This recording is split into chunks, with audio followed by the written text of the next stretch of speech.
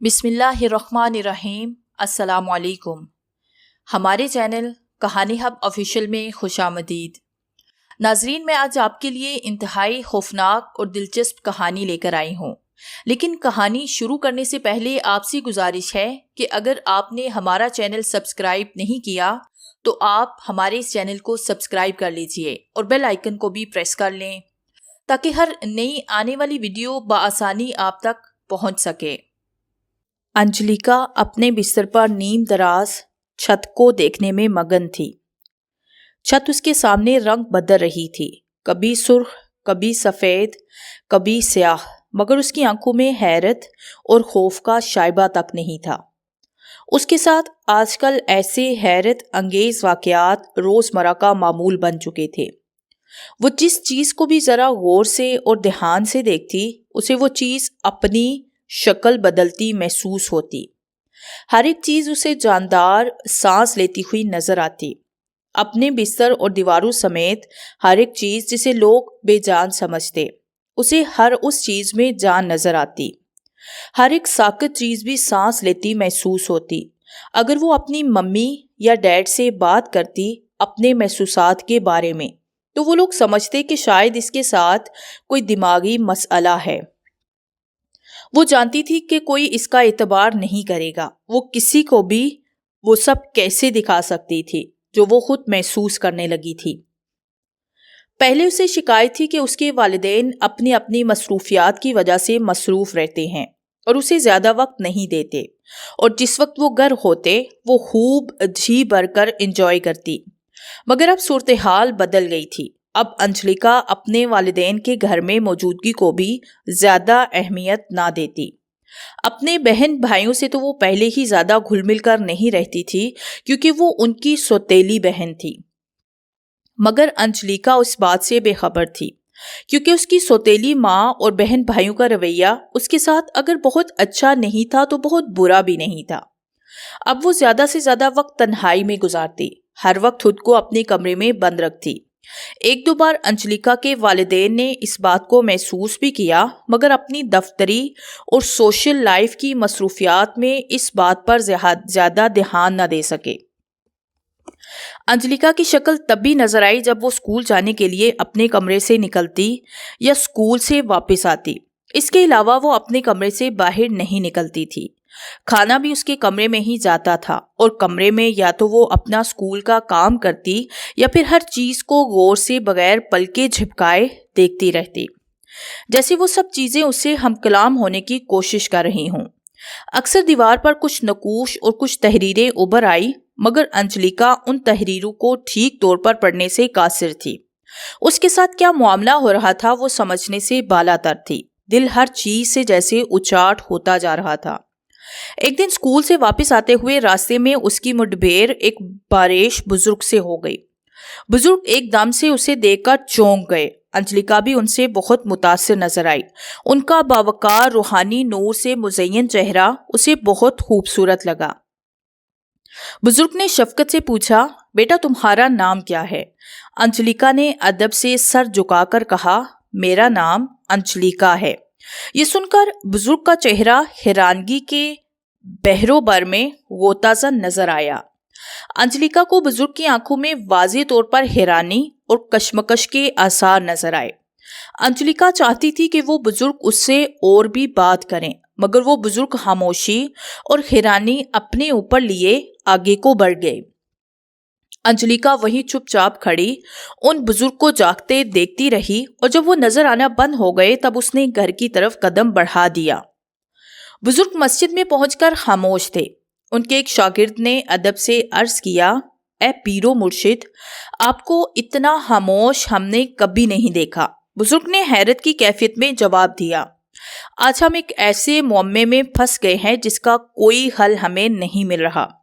ایسا ہم نے آج سے پہلے کبھی نہیں دیکھا۔ پیرو مرشد، یقیناً یہ کوئی بہت بڑی بات ہوگی جس نے آپ کو حیرت میں مبتلا کر دیا ہے۔ اگر آپ مناسب سمجھے تو میں جاننا چاہتا ہوں کہ ایسی انہونی بات کیا ہے۔ ہمیں آج راستے میں ایک بچی ملی جس کا نام انجلیکا ہے۔ مگر جس طرح وہ رومانیت کی سیڑھی پر قدم رکھتی مجھے نظر آئی ویسے ممکن نہیں ہے، ایسا کیسے ہو سکتا ہے؟ نور کا سفر تو نور ہی طے کر سکتا ہے۔ آج ہم اس کے بارے میں استخارہ کریں گے۔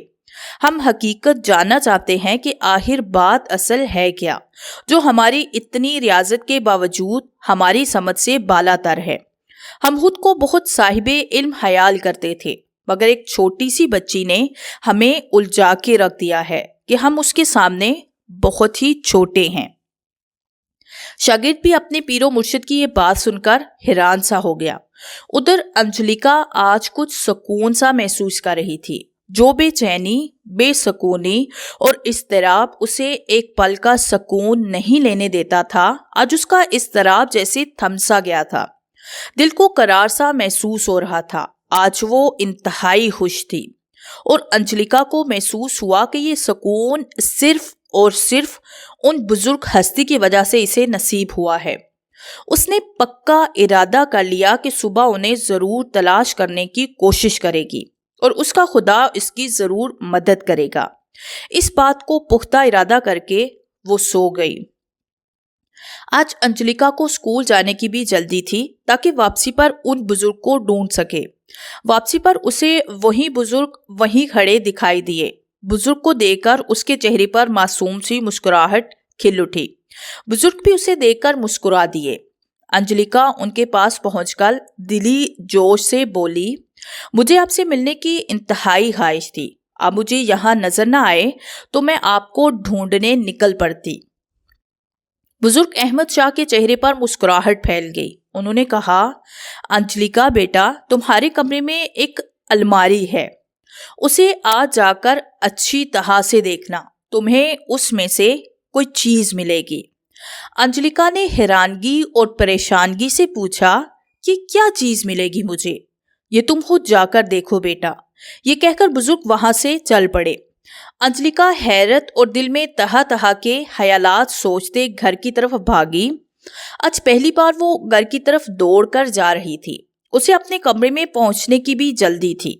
کمرے میں جاتے ہی اس نے اپنا بیگ بستر پر پھینکا اور الماری کے پاس پہنچ کر اس سے کہا، تمہارے اندر ایسا کیا ہے جو میں نہیں جانتی؟ مجھے دو۔ الماری کا دروازہ کھلا اور کوئی چیز اس کے پاؤں پر گر گئی اور الماری کا دروازہ خود بخود بند ہو گیا۔ اس نے جھک کر دیکھا تو ایک ڈائری تھی۔ انجلیکا حیران ہو گئی کہ یہ کس کی ڈائری ہے۔ حیرانگی اور تجسس سے مجبور ہو کر انجلیکا نے ڈائری پڑھنا شروع کر دی۔ یہ کسی اسما نامی لڑکی کی ڈائری تھی۔ وہ مسلمان تھی، مگر اس نے محبت میں مبتلا ہو کر ڈیوڈ سے شادی کر لی۔ وہ حیران رہ گئی کہ ڈیوڈ تو اس کے باپ کا نام ہے، مگر اس کی ماں کا نام تو ایلسی ہے۔ یہ اسما کون ہے پھر؟ جو وہ ڈائری پڑھتی گئی، حیرت کی وادی میں اترتی چلی گئی۔ اسما اس کی ماں تھی۔ جب انجلیکا اس دنیا میں آنے والی تھی، ایک دم سے اس کی ماں کے اندر اپنے مذہب سے محبت بیدار ہو گئی اور اس نے کثرت سے نمازیں، نوافل، ذکر و اذکار کا آغاز کر لیا۔ اس کی دن رات اللہ سے دعا تھی کہ اس کی بیٹی روحانیت کے اس مقام پر پہنچے جہاں لوگ زندگی بھر کی ریاستوں کے بعد بھی پہنچ نہیں پاتے، اور اگر ایسا ہو گیا تو اس کا مطلب ہوگا کہ اللہ نے میری توبہ قبول کر لی۔ انجلیکا حیران رہ گئی کہ یہ سب جو اس کے ساتھ ہوتا ہے وہ اس کی ماں کی دعا کا نتیجہ ہے۔ اگلے دن اسے بزرگ سے ملنے کی جلدی تھی۔ ہزاروں سوالات تھے جو اس کے دل میں مچل رہے تھے۔ وہ اسلام کے بارے میں جاننا چاہتی تھی۔ ان بزرگ نے کہا، اگر وہ پاکستان جا سکے، وہاں ایک روحانی پیشوا ہیں، وہ اس کی مدد کریں گے۔ وہاں رہ کر وہ مذہبی تعلیم بھی حاصل کر سکتی ہے اور روحانی منزلیں بھی سطر کر سکتی ہے۔ اس نے حامی بھر لی کہ اسے اپنی ماں کی خواہش کو پورا کرنا تھا۔ اب اس نے اپنے باپ ڈیوڈ سے بات کرنے کا فیصلہ کر لیا۔ جب اس نے ڈیوڈ سے بات کی تو حسب توقع وہ غصے سے چیخنے چلانے لگا، مگر جو ہی ڈیوڈ کی آنکھیں انجلیکا کی آنکھوں سے ملی، انجلیکا کی آنکھوں سے خیال کی لہر برقی رو کی طرح ڈیوڈ کی آنکھوں کے راستے دل میں اتر گئی۔ اب ڈیوڈ ایسے خاموش تھا جیسے کچھ ہوا ہی نہ ہو۔ انجلیکا جانتی تھی اب ڈیوڈ وہی کرے گا جو وہ اس سے کروانا چاہتی ہے۔ ارتکاز افکار کی شک کئی مرتبہ وہ کر چکی تھی۔ ڈیوڈ نے ہنسی خوشی اسے پاکستان بھجوا دیا۔ بزرگ نے اس کا بہت زیادہ ساتھ دیا۔ وہ یہاں ایک دینی مدرسے میں پہنچ گئی۔ اس کا نام انجلیکا سے بدل کر اقرا رکھ دیا گیا۔ وہ مذہب میں ڈھلنے لگی۔ آج نماز پڑھتے ہوئے میرے ساتھ عجیب بات ہوئی ہے۔ اقرا مدرسے کے محتشم صوفی رحمان سے گویا ہوئی۔ کیا بات ہوئی ہے؟ صوفی رحمان نے حیرت سے پوچھا۔ نماز پڑھتے ہوئے مجھے ایسے لگا جیسے میں چھوٹی ہو رہی ہوں، اتنی چھوٹی کہ کم ہوتے ہوتے میرا سائز چیونٹی کے سائز سے بھی چھوٹا ہو گیا، پھر اس سے بھی چھوٹا، پھر اور چھوٹا، اور پھر میں زمین میں اترنے لگی، نیچے اور نیچے، شاید پاتال میں۔ اقرا نے گھبراتے ہوئے اپنی کیفیت بتائی۔ صوفی صاحب ششدر رہ گئے۔ انہوں نے اقرا کو تسلی دے کر بھیجا۔ اب اقرا کے ساتھ اکثر ایسا ہونے لگا کہ کبھی تو وہ پاتال کی گہرائی میں اترتا خود کو محسوس کرتی اور کبھی تو آسمان کی بلندی تک جاتا۔ اس طرح آج کل وہ ایک نئے روحانی تجربے سے دوچار تھی، جو پر تحریر بھی تھا اور حیرت انگیز بھی۔ اب اسے عجیب الخلقت وجود نظر آتے تھے، کچھ تو اتنے بھیانک ہوتے کہ دیکھتے ساتھ ہی اس کے چیخے نکلتے نکلتے رہ جاتی۔ وہ حیران ہو رہی تھی کہ ہر انسان کے ساتھ ایسی چیزیں موجود تھی، شاید عام لوگوں کو نظر نہیں آتا، مگر قدرت نے ہر کرما گو کے گرد ایک حفاظتی حصار رکھا ہے تاکہ شیاطین اس کے پاس نہ آ سکیں، مگر بہت کم تھے جن کا وہ حفاظتی حصار موجود تھا، ورنہ سب کا حفاظتی کور نہ صرف یہ کہ ٹوٹ چکا تھا بلکہ ایک بہت ہی خوفناک وجود بھی تھا جو ان کی روح کا خون پی رہی تھی۔ وقت گزرنے کے ساتھ ساتھ یہ خونی بلا لوگوں کی روحوں کو کمزور سے کمزور تر کرتی جا رہی تھی، مگر جن لوگوں کی روحوں کے ساتھ یہ سلسلہ جاری تھا انہیں تو اس کا احساس بھی نہیں تھا کہ خونی بلا انہیں اندر سے کتنا کھوکھلا کر چکی ہے، ان کی روح کیسے جاں بلب ہے، انہیں کیوں اس کا علم نہیں ہو رہا۔ مگر اس بات کا جواب اسے کون دیتا؟ کسی کو یہ بلا، یہ خون آشام بلا، یہ ویمپائر نظر ہی نہیں آ رہے تھے جو اتنا بڑا نقصان کر رہے تھے، آہستہ آہستہ ان کے جسم اور روح کی طاقت کو کھینچ کر انہیں کمزور سے کمزور تر کر رہے تھے۔ آخر وہ ایک ویمپائر سے مخاطب ہوئی، تم کون ہو اور کیوں اس شخص کو جسمانی اور روحانی دونوں طرح سے کمزور کر رہے ہو؟ اس ویمپائر نے کہا، میں وہ شیطان ہوں جو اس کے اپنے اندر موجود ہے، اس کی اپنی کوتاہیوں اور اسلام سے دوری کی وجہ سے میں اس کی روح کی ساری طاقت ختم کرنے جا رہا ہوں۔ اگر یہ مسلمان ہوتا، ایک سچا مسلمان ہوتا، تو میں اس کے پاس سے بھی گزرتا تو میں اذیت میں مبتلا ہو جاتا اور اس مسلمان کے پناہ کے چکر میں کہیں دور بھاگ جاتا کہ میرا وجود ختم نہ ہو جائے، مگر اللہ کے ذکر سے دوری اور غلط اعتقادات نے اس کا حفاظتی کور توڑ دیا، اور اب یہ خود کو خود ہی دھیرے دھیرے مار کر میری غذا کا سامان فراہم کر رہا ہے۔ میں اس کو ختم نہیں کر رہا، یہ خود اپنا قاتل بن رہا ہے۔ اب میں اتنا اچھا بھی نہیں کہ یہ مجھے خود اپنے آپ کو میرے سامنے پیش کرے اور میں انکار کر دوں۔ ہم سب تو زندہ ہی ان لوگوں کے گناہوں اور برائیوں کی وجہ سے ہیں۔ یہ جتنے گناہ کرتے ہیں ہم اتنا ہی طاقتور ہوتے ہیں۔ اقرا یہ سب سن کر حیران ہو کر رہ گئی کہ اگر اسی آدمی سے کوئی مانگے کہ تمہارا تھوڑا سا خون چاہیے تو شاید یہ کبھی بھی نہ دے، مگر یہ جو شیطان دن رات اس کے ساتھ ہے، اس کے اپنے اعمال کی وجہ سے، اور دن رات اس کا خون چوس رہا ہے اپنے لمبے بھیانک دانتوں سے، تو اس کا اسے احساس بھی نہیں کہ یہ دن رات کیسے موت کے منہ جا رہا ہے۔ وہ اپنی آنکھوں سے سب کچھ دیکھ رہی تھی کہ کیسے لوگ مذہب سے دوری اور اپنے اعمال کے باعث ان خون آشام بلاؤں کے زیر تسلط تھے، اور وہ جادوگروں کے پاس دوڑ رہے تھے جو ان کے مرض کو کسی ان کے رشتہ داروں کے جادو ٹونے کا نتیجہ قرار دے کر اور ان کے جادو کی کاٹ کے نام پر لمبی چوڑی رقمیں وصول کر رہے تھے۔ کہیں وہ دیکھ رہی تھی انسانوں کے اندر خوفناک اسلحے پڑ رہے تھے جن کی خوراک انسانی غصہ تھا، اور وہ اپنی پسینے کی خوراک کھا کر اتنے مضبوط اور طاقتور ہو چکے تھے کہ اس نے انسان کو پوری طرح اپنی لپیٹ میں لے لیا تھا، اور یہ انسانی اسلحہ اتنا بے لگام تھا کہ اس کے اپنے ہی بیوی، بچوں، باپ، ماں، عزیزوں، اقارب کو نگلتا جا رہا تھا، اور انسان اتنا کمزور اور بے بس تھا جیسے اس اسلحے کا غلام بن چکا ہے۔ یہ کئی فٹ لمبا تھا اور اس نے انسان کے گرد اپنا حصار قائم کر رکھا تھا اور اسے لگاتار تنگ سے تنگ کرتا جا رہا تھا، اور اس انسان کو احساس تک نہیں تھا اس کے اپنے اندر، اس کے اپنے خون سے ایک خطرناک اسلحہ پڑ رہا ہے جو اس کے اپنے کو تو نگل رہا ہے مگر کسی دن اچانک اسے بھی نگل جائے گا۔ اب اقرا میں اتنی طاقت آ چکی تھی کہ اس کی روح اس کے بدن سے الگ ہو کر جہاں چاہے جا سکتی تھی اور کچھ دیر کے بعد واپس اپنے بدن میں آ جاتی۔ اس دن بھی اس نے اپنی روح کو بدن سے الگ کیا اور پہاڑوں پر پہنچ گئی۔ یہاں وہ حالت اضطراب میں تھی، اپنے ذکر و اذکار کرنے میں محو تھی اور ہر چیز سے بیگانہ اپنے ہی ورد میں ڈوبی ہوئی تھی۔ اس کا ورد ختم ہوا تو نہ جانے کتنی دیر ہو چکی تھی۔